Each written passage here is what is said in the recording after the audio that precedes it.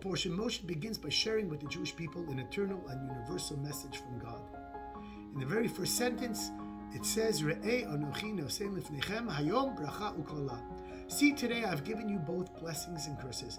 It doesn't mean that God practically sent them in a 24-hour period things that were blessings and things that were terrible curses, but rather he was telling the Jewish people that as stuff begins to happen and unfold in our lives, sometimes it is up to us to determine whether they're a blessing or a curse.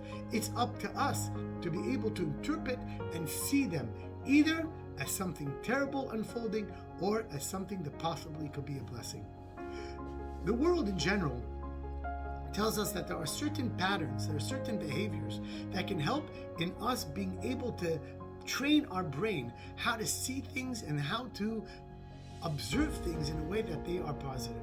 One of them is to practice gratitude. Some people keep a gratitude journal. At the very end of the day, they write down what they're thankful for. Really, all that does is it tells you that while the thing that's being thrown at you is pretty bad, you have other things to be thankful for. Not a bad practice. In fact, Jews have that. Every single morning we have a prayer called Modeh Ani, where we thank God that no matter what's happening in life, we are thankful for you returning our soul to us. There is something else, spending time with positive people. Well, Ethics of Our Father says that we should hang out with positive and good neighbors. You walk into a tannery and you'll smell like hides. You walk out of a floral shop of flowers, you will smell like roses. So when you hang out with positive people, when you hang out with happy, cheerful people, it will just give you basically a good, happy, and thankful attitude. There's also something else, and that is to identify your areas of negativity. Well, you know what? Judaism has that as well. Before we retire and go to bed, we say the Shema. We say the three portions of the Shema and other prayers that basically provides for us our private time where we can sort of self-reflect and see what went wrong in the day and how we should better ourselves tomorrow.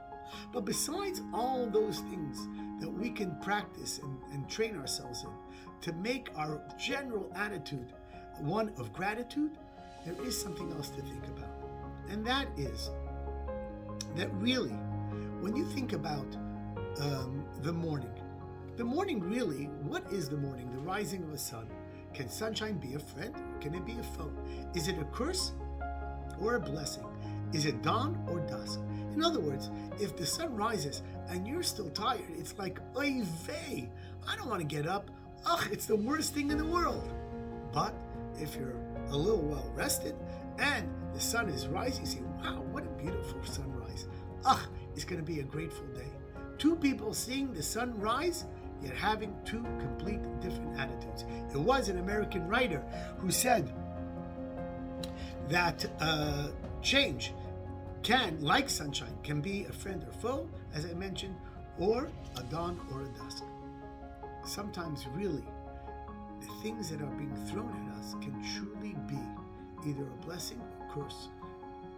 It just depends on how we view them. You know, it's interesting, I was in someone's home yesterday, and I had been in their home before, and there was like this planter with a lot of things sticking out. And I was looking at it from far. I thought, oh wow, like some thin type of foliage from Florida or something like that, like stalks. And I didn't really know what they were. As I'm having a conversation with him, he begins to tell me that he's a real big fisherman. It's like such a beautiful hobby of his. When I heard the conversation, I now realized that what I was looking at from afar were not plants at all, but rather fishing poles. I was looking at something 1 minute before, trying to figure out what type of plants they are. And one conversation later, I was able to realize and decipher that they were fishing rods. That is all of life. I'm giving you blessings and curses. What are they? I'm not going to say that sometimes there's a harsh reality that is difficult to interpret in any other way. But most of our stuff, even if it's a pink slip, whether it's a fall, whatever it may be, many times when we wake up, that it's not, oh God, good morning, but rather, good morning, God. when we start to see that sometimes even things that are a little painful may actually be amazing opportunities. So yes, by all means, say Moda Ani. Start with the gratitude in the morning. Start hanging out with positive people. Before going to bed, see where you can rid yourself of some of your negativity. But know in your heart that many of the things that we view throughout life, it's up to us to see them either as a blessing or a curse. So choose blessing. Have a great Shabbat.